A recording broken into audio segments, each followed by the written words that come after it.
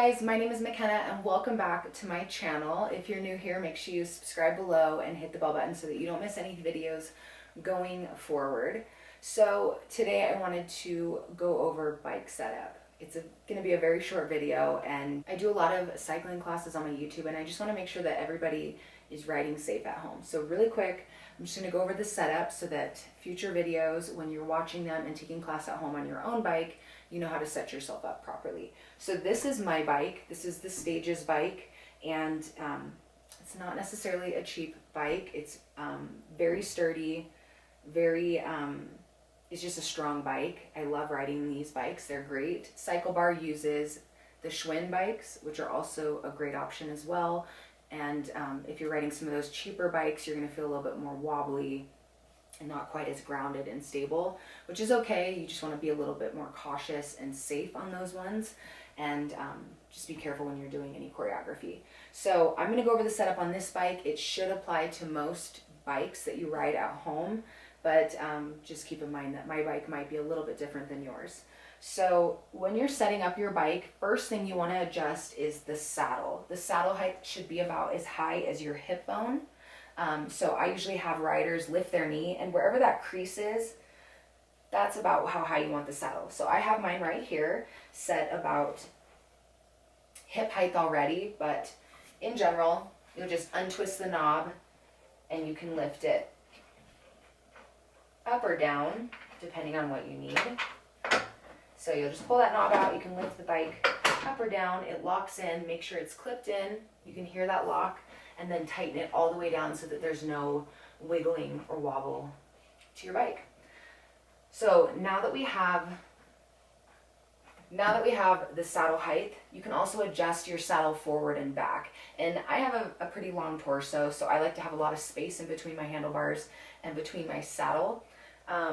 If you have a shorter torso, you might be a little bit closer, but as a rule of thumb, in general, you want it about from the back of your elbow to the tip of your fingertips to your handlebars. So mine is a little bit longer just because my torso is a little bit longer, but this goes forward and back. So you'll just untwist the back, pull your saddle forward until you have about your fingertips touching the handlebars and the saddle height. So this is like a good setup for me.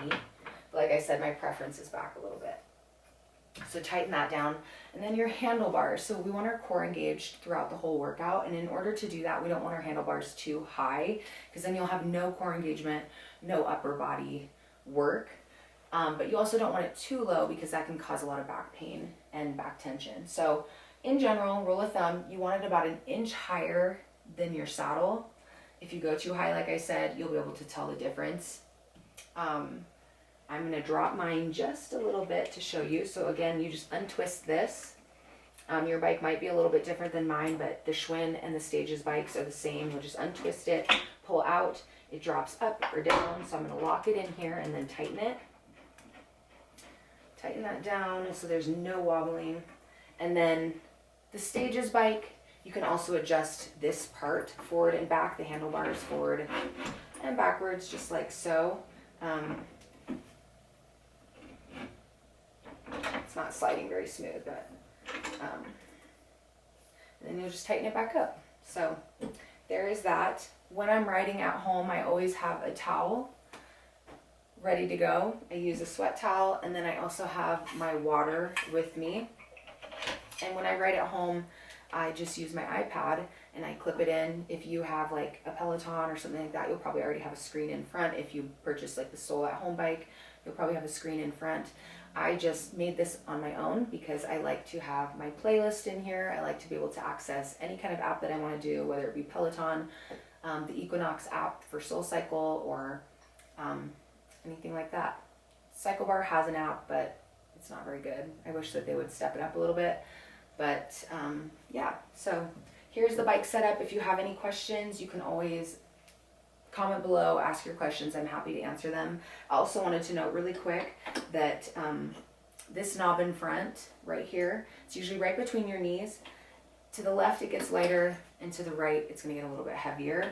And depending on what kind of clips you're using, I use the SPD clip, which is going to look a lot like this. These are my a lot older shoes. So these are very old shoes, so they have definitely seen some wear. I just keep these by my bike in case I don't have my other ones.